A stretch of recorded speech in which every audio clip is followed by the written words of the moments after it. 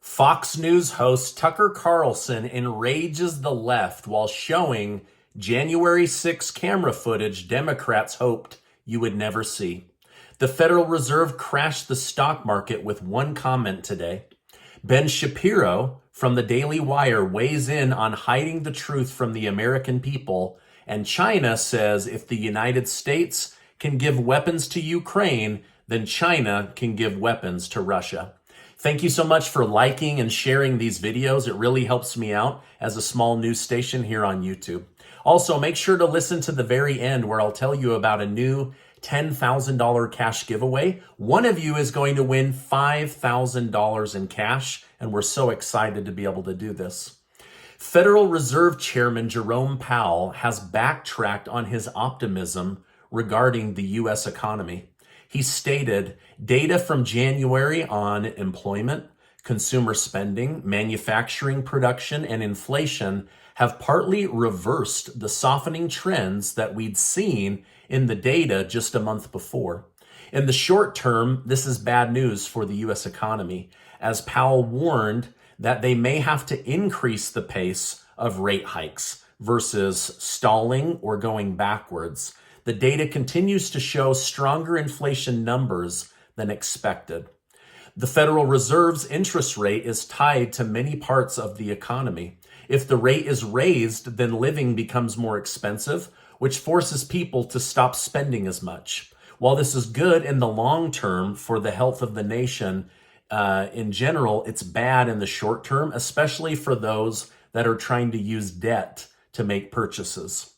So in other words, the Federal Reserve Bank is taking interest rates higher, and by announcing this, the stock market sank, and it sank quite a lot. The Dow Jones was down 1.72%, the S&P 500 was down 1.53%, and the NASDAQ down 1.25%.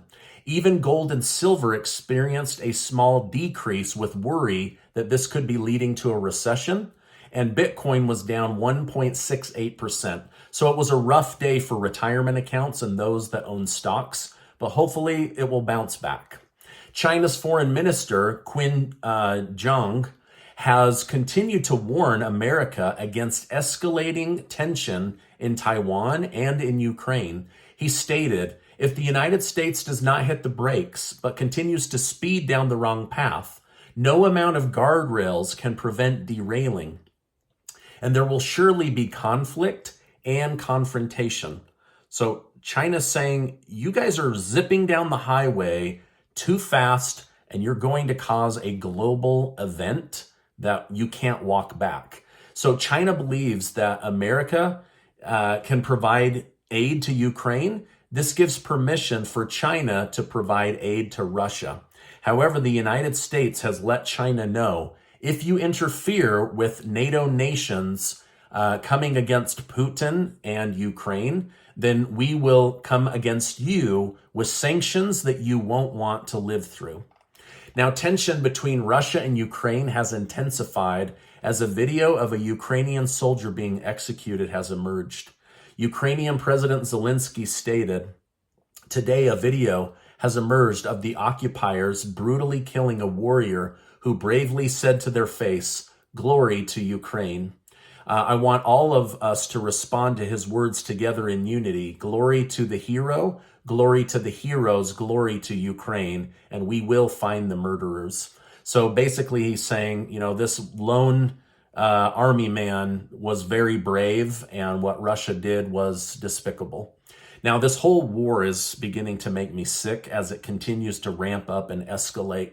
I don't know if DC is taking it as serious as they should be. It seems all they care about is sending money and not seeking peace. But Zelensky says Ukraine will continue to fight to the bitter end for Bakhmut.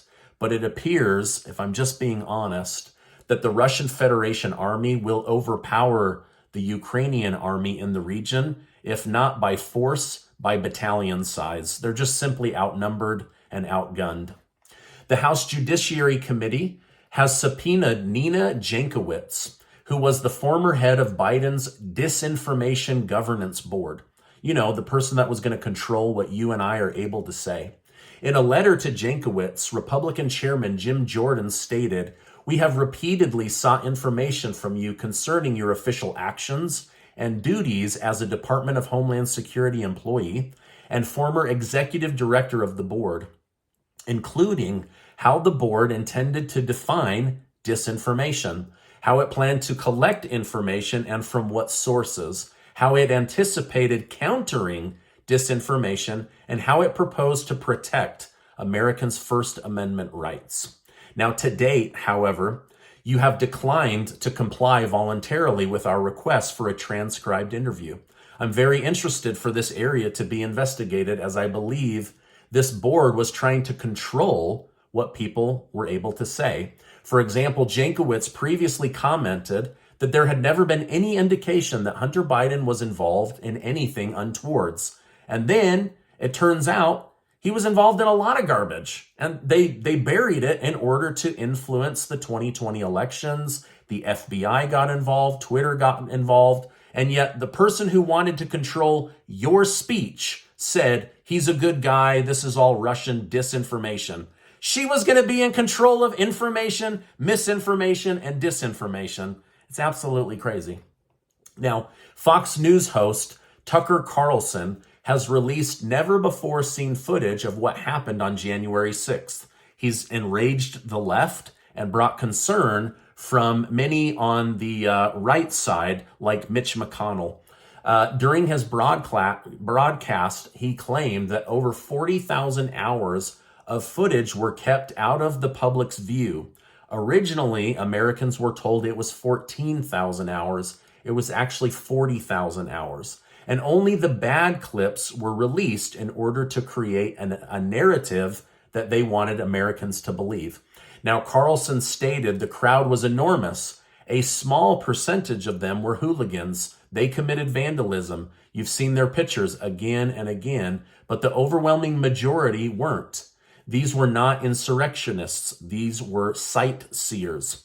Now, this is the word that really irritated people, that he called them sightseers. However, there is a lot of footage coming out of the police inviting people to come into the Capitol, opening doors for them, taking pictures with them or for them. And so it's a very different narrative than what we were all told by the January 6th committee. In some of the clips, now imprisoned Jacob Chansley, you know, the guy with the animal horns and the crazy tattoos and the fur, that he was led willingly through the Capitol by police. They opened doors for him. They answered questions for him. At one point, there were 9 smiling policemen walking him towards the Capitol chambers. Now, I watched this clip this morning, and much of the footage the January 6th committee withheld is very different than what Tucker Carlson aired. I watched how the horned hat guy was calmly walked to the House chamber, where he said a prayer over the nation, but yet they showed him like raging and threatening people. And so just a very different narrative. I'm not trying to convince anybody. I'm just telling you what's in the news. People are cheering for Tucker Carlson. There's also people jeering at Tucker Carlson. You can make your own decisions. Now, commentator Ben Shapiro said on the subject, he said this: "We were supposedly too dumb to hold the simultaneous thought that rioters breaking into the Capitol were bad, but many people there weren't rioters, and they weren't bad. But it wasn't a threat to democracy. But it was ugly, and the cops indeed were ushering people around. Wonder why conspiracy theories are up? Because the media Democrat complex keeps cooking the narrative, burying evidentiary landmines in hopes they will never be triggered. Then, when these landmines blow up, they're shocked by the explosion. Transparency would have been the solution to all of this, but they don't trust you. So transparency was the one thing they could never give you." So basically he's saying it's now becoming very obvious that the January 6th committee was cherry picking the clips, and so was the media, in order to create this story of everybody there being this crazy, frothing at the mouth, MAGA Trump loving, Capitol destroying person. And he's saying, in fact, a lot of this footage is showing that people were very calm. They were invited in. They were actually cleaning up the Capitol in some of the video footage. So again, I'm not here to tell you, I'm just telling you the other side of the story because it's in the news today.